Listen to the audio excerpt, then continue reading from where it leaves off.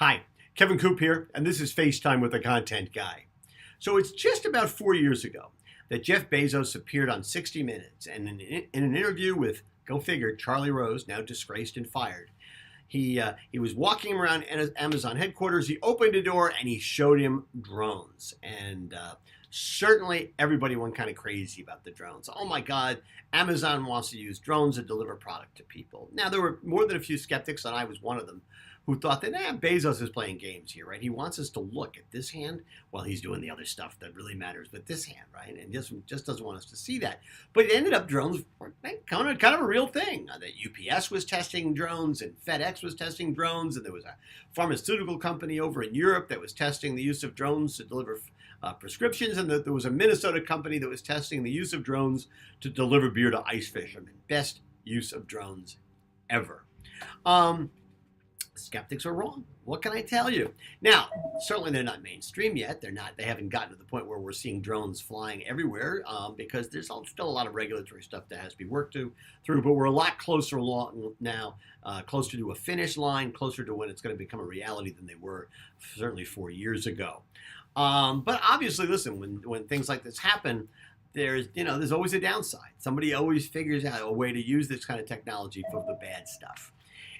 And that's where I come to today. There was a piece of the Washington Post this week that talked about how drones have become a problem for federal correctional institutions because they're being used to smuggle contraband into prisoners. It's unbelievable. Here's what the Post wrote.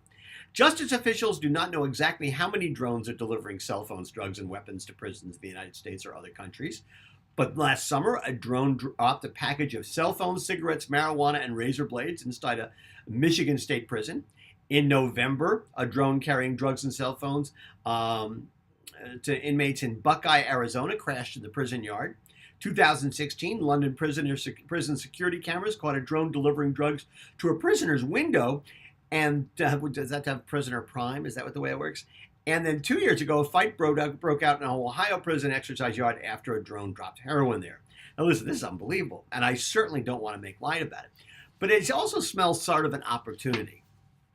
Because I wonder if there's a way that we can get the folks who are, especially competitors to Amazon who are trying to figure this out, if they can get the folks who are really getting good at delivering bad stuff to prisoners to figure out how to deliver milk and eggs and bread and things like that to all these places around the country that might actually benefit from drone delivery. I mean, if you can do it with a federal prison, you can do it for someplace where they're not going to shoot you down.